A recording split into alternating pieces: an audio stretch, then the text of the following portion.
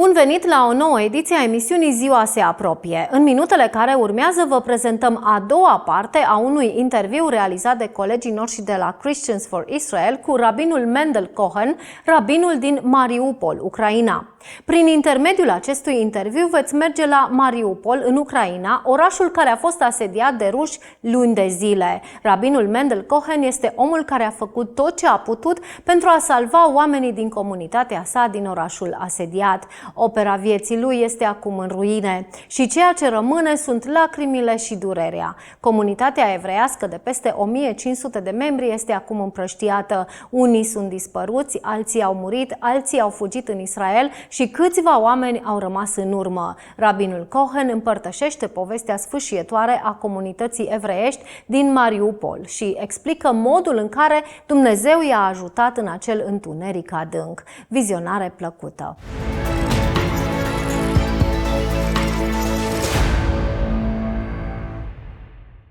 Rabbi Cohen, you were not in Mariupol when the Russians invaded Ukraine. Why was that? I had a small surgery. Mag ik even interrumperen? Hij is gered, hij heeft zijn leven te danken aan corona. Want door corona was hij helaas ernstig ziek geworden, heel erg ziek. Hij is op wonderbaarlijke wijze genezen, maar moest nog geopereerd worden aan zijn voeten. Want het naweeën. En daarom was hij niet in de plaats waar hij zo graag had willen blijven. Yeah. You had the surgery outside of Mariupol. Exactly. In Israel. In Israel. And you were with your family in Israel? Yes. And then the war broke out. And you had no means of getting back to your community. How did that feel? No, we had a ticket to go back, and we had a musician, orchestra, catering for Purim. Everything was done, was ready. But it was impossible to go back. The city was under siege. It was very hard to get out. It was almost impossible to get in. It felt, you cannot express the feeling in words. It was, how can it be that I'm not there with them?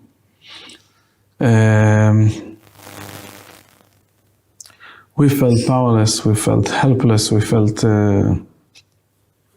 everybody that was involved, because every other day bring more and more and more bad news. It became worse and worse and worse.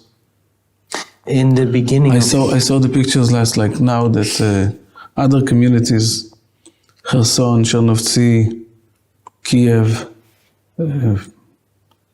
were able to evacuate people. And our people, they all stayed behind. And very soon nobody was able to speak.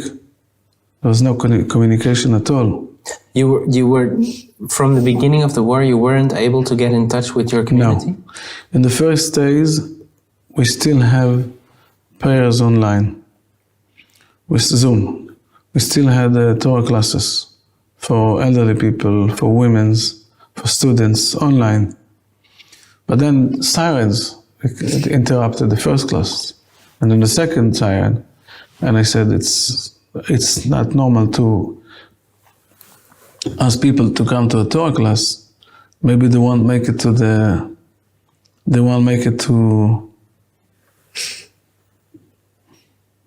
the shelter.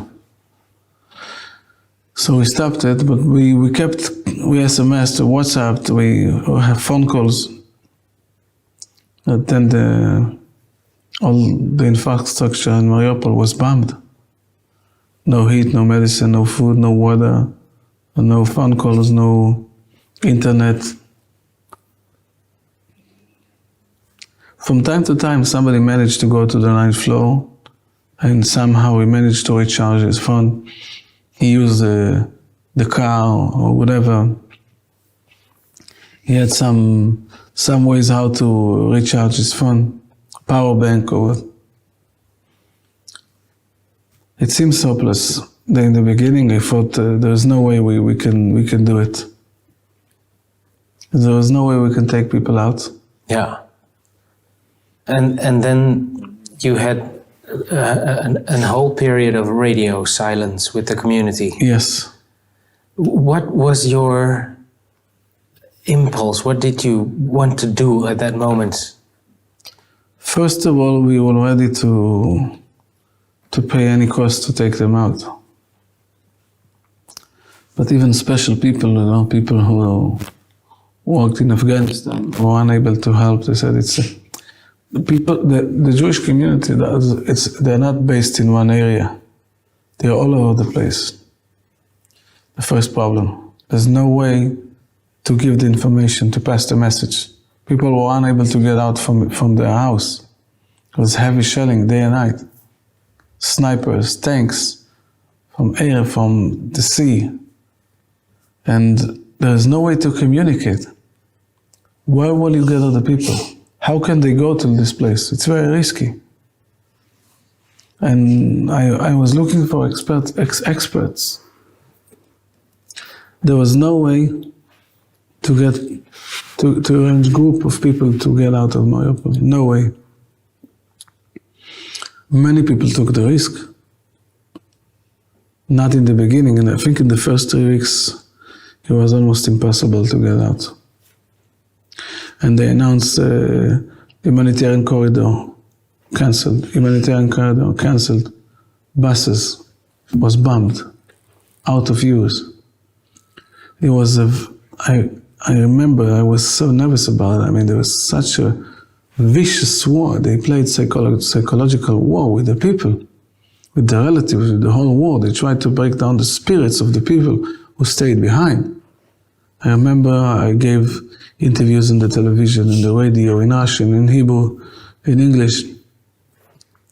Please let the elderly people, you know, the women and children to get out.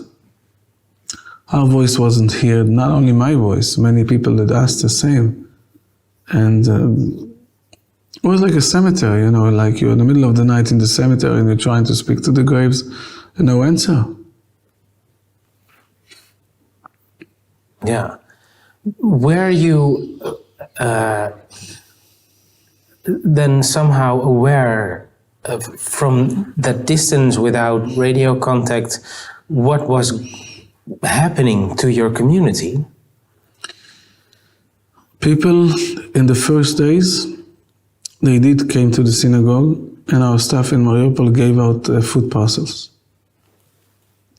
They gave everything that we had: chocolates, matzah, oatmeal. You know, we fed the whole basement, even with non-Jews. And then later on, it became impossible. Impossible. And the same small street has different tanks. Two armies fight one with the other. And the pictures, the voices that we heard from there, it's dead bodies. There is a humanitarian crisis. I remember this word, humanitarian crisis. Humanitarna katastrofa. That's what the people said again and again and again. Robbery in town. No shops, no pharmacies, nothing left. In my mind, I was seeing the pictures, the images of people from our community. And where is Victoria? Where is Mark? Where is Ilya, the teacher? Where is Evgeny? I hear that Maxim was injured. I heard that Evgeny's wife was injured. I heard that Ilya was killed. And it's another Ilya. And we collected the information pieces by pieces. We opened the WhatsApp group, Telegram, Viber, and we added everybody that we know his number, because if somebody shows in, was seen recently, I know that he is alive, I know that he is out of town, I know there is a way to get some information from him. Yeah. Because people called you also, a lot of people asking, do you know if my mother is still alive, my brother, my child? See, he was some kind of information center, and thanks God he was out of Mariupol. Thanks God for himself and his family, but also in that way he could do much and much more. You were able to get in touch with everyone. I was able to give instructions. I was able to give my database. I was able to know which ways we should go, because people, when they got out, they contact. They needed urgent help, accommodation, medicine, transport, some money. Yeah. After a certain period of radio silence, a group of people from your community reached out to you. They managed to get out of Mariupol, and they reached out and said they needed help. It was not massive groups. It was one by one family, another family. Was maybe many people went in one day, but it was a period of silence, because the temporary occupied territories, it's not only Mariupol, it's all the way down till Zaporozhye. It's almost 200 kilometers. And very often there was no phone coverage in the villages. Very often there was no electricity and gas in the same place. People were unable to speak, but at least there is a clear sky. At least, I mean, maybe they can take a shower, maybe they can brush their teeth, maybe they can change their clothes, maybe they can do something. When somebody stepped out of the city in this period of time, he's already half free. He has a chance to survive. Some people were brave enough to survive the shelters, the basements. They had the inner power when they had to fight for their life. When they came out, they saw reality. They analyzed that they were stripped out from everything they had. So the heart stopped to work. Alisa, she works in our community. She managed to get out with her husband, and we help her to go further to Vinica. She worked with Kun for a long time. And then she asked me if I can help her to get her grandmother. And her husband, father, and his wife. We came to the house. Her in-laws, his wife, she died. So the grandmother and her husband, her father-in-law, we took them both out of the city, drove them to Berdyansk, 90 kilometers away from Mariupol. When he came to Berdyansk, he had a heart attack. He couldn't stand it. He didn't have more strength to fight, to combat. And he is buried over there. There was not even, we have, unfortunately, sometimes we were successful, sometimes we came too late, sometimes even those who came out. Een van die tragische verhalen uit Oekraïne die ons onlangs via het wereldnieuws bereikte, was het overlijden van Wanda Semyonovna. Deze 91-jarige Holocaust-overlevende was ook lid van de Joodse gemeenschap van rabbijn Mendel Cohen. Zij overleed in een kelder in Mariupol. En in 2019 bezocht Sarah van Oort samen met rabbijn Mendel Cohen deze mevrouw en maakte daar een korte reportage. Здравствуйте. Здравствуйте.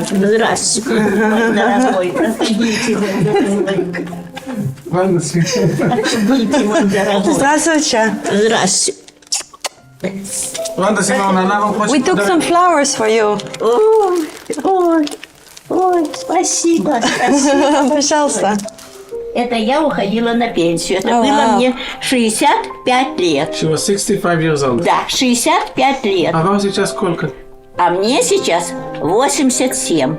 Now she's 87 years old. 87. И вот это вот мне сейчас сфотографировали. Это я вам подарю. Вот. You have a It's a lot of gift for you. medals. You have a lot of medals It's a here. gift for you, Сара. It's a gift for you. Спасибо. Она вам даст вопросы, я перевожу. Ее зовут Сара. Сара. Сара. Сара. Сарочка. Сарочка. Да, That's what you конечно, call me. Сарочка. У меня мой внук называет всех Сарочка. Я Сара. What is your name? Как вас зовут? Меня зовут Ванда. Вандочка. Да, это польское имя. Польское Polish name. имя. Потому что моя маме были my очень mother. тяжелые роды. mother И had a принимала difficult у birth. ней врач-полячка. My mother had difficulty when she gave birth to me, and the doctor who delivered the И birth она was a сказала, Polish. если будут благополучные роды, я назову свою дочку в честь вас Вандой. She said, if everything will be okay, I will name my daughter in your name, Vanda. Can you explain me how life is here in Mariupol the last Как few жизнь years? в Мариуполе? Не могу сказать, что хорошо. It's Не hard могу to tell that сказать, it's что good. хорошо. Хес, это самое, синагога мне помогает, спасибо им Synagogue help a большое. lot, thank you. И лекарства выдают, Medicine, и обеды выдают, food. и все, что nadо.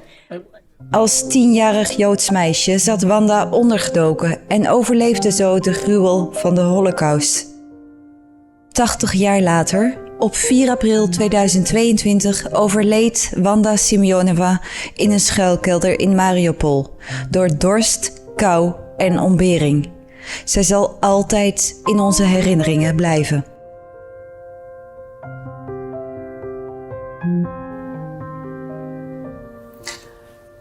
Did you know her well? Yes. Have you spoken to her during the siege? No. I was unable to get hold with the family. Very special footage. Yes. She was a very positive woman. She didn't take nothing for granted. No. How did you learn of her passing away? Her daughter find her way to Russia without me. I didn't have the merit to evacuate her. And she was telling me the story. She cried her soul out. She remembered how her mother was lying in bed and crying or asking for peace of mind. It was heavy shelling, no water, no food, very cold. She was unable to walk. And she was going away very long and painful. It was when I spoke with her several times, with Larissa, her daughter. Then they had to carry her out in the middle of a heavy fire and to bury her in the park next to the house. Terrible. These people who survived the Holocaust, they couldn't find a peace in the last days in this world. She was a member of our community. She used to come from time to time. We met her many times. If she needed medicine, Christian for Israel was there for her. She got hot meals. It's devastating to think about the elderly people, member of our community that died. I was looking for Mr. Glazin, and he was not in his house. Nobody knew where he was. You look on these people, they look terrible, horrible. People that didn't take a shower, they didn't shave. Nobody knows nothing. Everybody looks at you like. And then one neighbor says, "Come with me." It wasn't me. He showed to the volunteer. You see a little mountain, and there's 3 neighbors lying one next to the other, and he is there. He's one of them. Ja.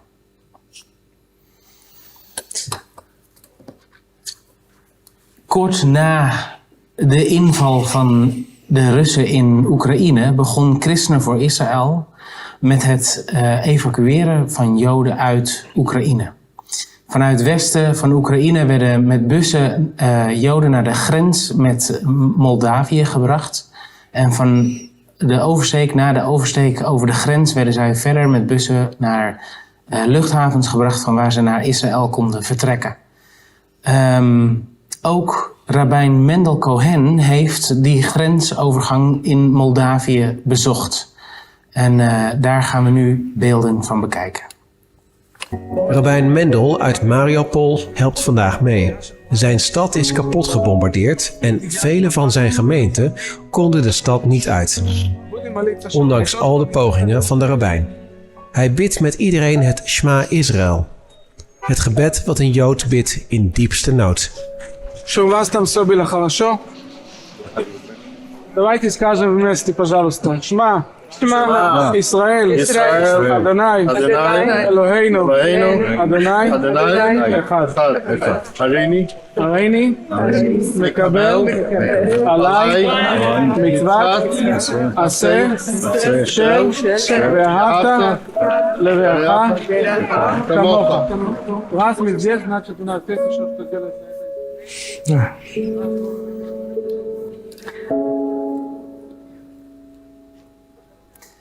Can you tell something about these moments at the Moldovan border? It was impossible to get to our people in Mariupol. So I wanted to be close as much as I can. It was historical. I called the rabbi from there and I told him that it's important to be there, to see it. I mean, we are young. I'm 41 years old. And to see it, it's stories like, European Jews, how they run for their life without nothing. When they got out from the bus, they just crossed the border from Ukraine. No more sirens. I was very happy for them. But I remembered my community that is stuck behind. And I spoke with them about the shelters. I spoke with them about the basement. It was fresh in their memories. And we both started to cry. And we say the prayer that Shema Israel, Hear, O Israel, Hashem Elokeinu, God, the Almighty, Hashem Echad. It was a special moment. It was a very short moment.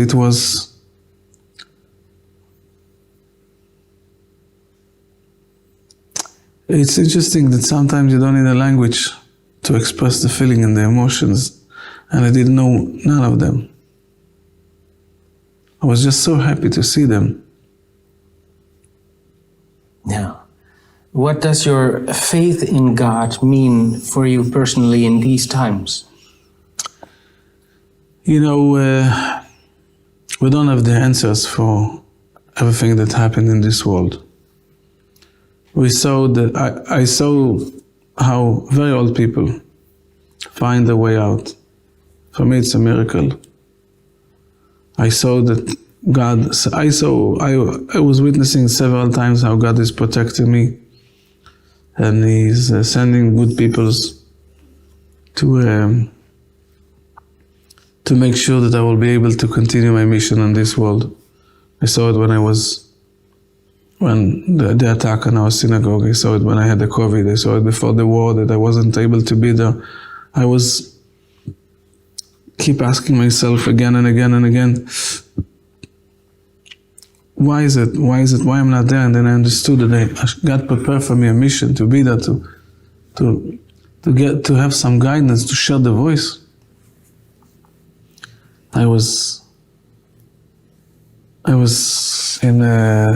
I spoke in different synagogues and schools, and was young boys and girls, and I asked them how long you can be without a shower, without a coffee, without brushing your teeth, and in a minute, they started to think about what's going on there.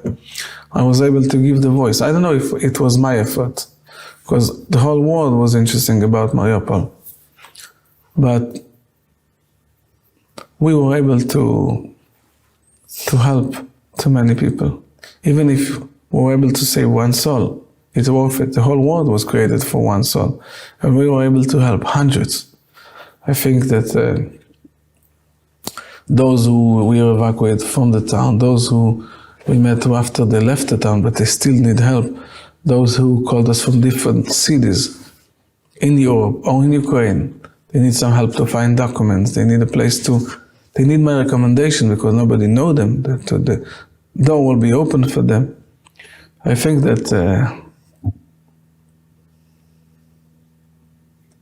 in the time of the war, there's no time for diplomacy. There's no time. Everything comes up very fast, and you see the nice people. You see the people who came to support. There was many people that stand on the borders, that put their life in risk, and they were very helpful. Ja. So I saw that God is making me the contact with the right people, just like in 2015. I saw that it's not my merit, it's not my connections, it's people came out of nowhere. Yeah. Okay. Thank you very much for sharing your story with us. Dank u wel ook, Rabbi Jacobs, dat u hier bij wilde zijn. Ik wil u hartelijk bedanken voor het kijken naar deze bijzondere livestream over de situatie in Oekraïne en specifiek in Mariupol. Het werk in Oekraïne is nog lang niet klaar en er is nog veel hulp nodig. We willen u daarom vragen om het werk te blijven steunen. Dat kan via cvi.nl/noodactie en in beeld verschijnen diverse mogelijkheden om deze actie te ondersteunen.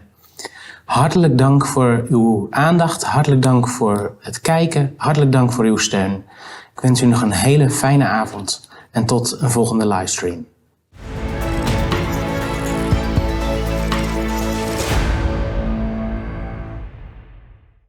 Emisiunea Ziua se apropie, se încheie aici. Vă mulțumim pentru atenție și vă dăm o nouă întâlnire săptămâna viitoare la aceeași oră. Sunt Codruța Burghelea, vă spun la revedere și Dumnezeu să vă binecuvânteze!